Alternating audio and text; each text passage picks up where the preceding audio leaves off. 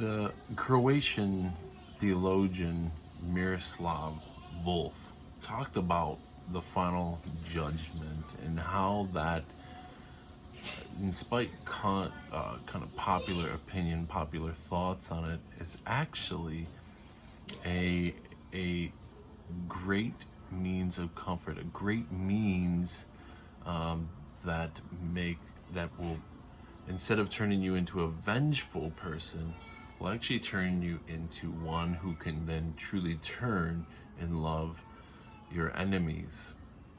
Wolf, speaking about the Croatian civil wars and all the atrocities that happened there that he experienced, said the only way that he could not turn and want to vengefully attack his enemies was the sheer truth that he knew that one day Christ would return and exact perfect judgment on his enemies.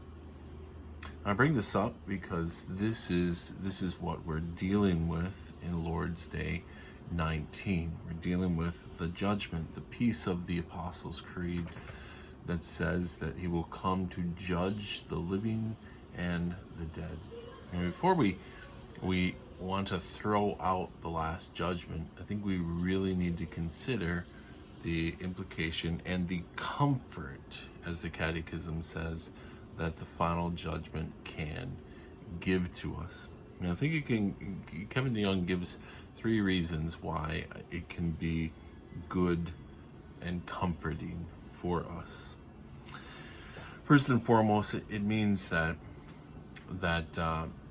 judgment is the judgment exacts, or rather gives acquittal, full and public acquittal to for God's people and for Christ. Let's remember that Christ was the one person who was judged, who was charged, who was crucified, and with absolute injustice, right? He was the perfect person, did nothing wrong, did not sin his entire life, and yet he received the judgment that he did not deserve. And yet him coming back and giving judgment then becomes a means for him to acquit himself. And it also means that we as God's people receive vindication as well. And this is really, really interesting for us to think about, right? Because let's be honest, here in the West, we don't have real enemies, right? We have never experienced a civil war or incredible difficulties in our lives. The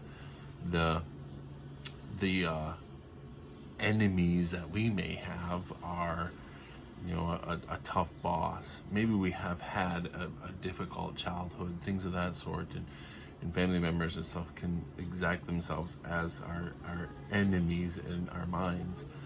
But without having, adversaries that are, very much, kind of like warlords, things of that sort, it's hard for us to see judgment from that sort of angle and to feel the need for absolute vindication.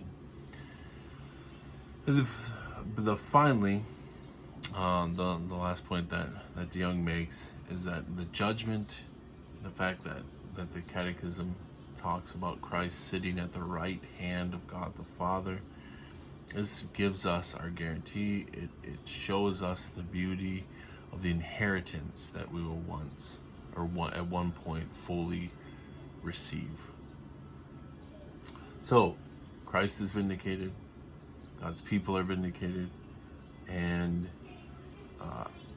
we are guaranteed our restoration of body and soul, because we know, as Wolf says, ultimately that God will give perfect and good justice at the judgment. And that gives us something to hope for, and it gives us some semblance of comfort, as the Catechism says. Hope you're having a great day, and we will see you tomorrow.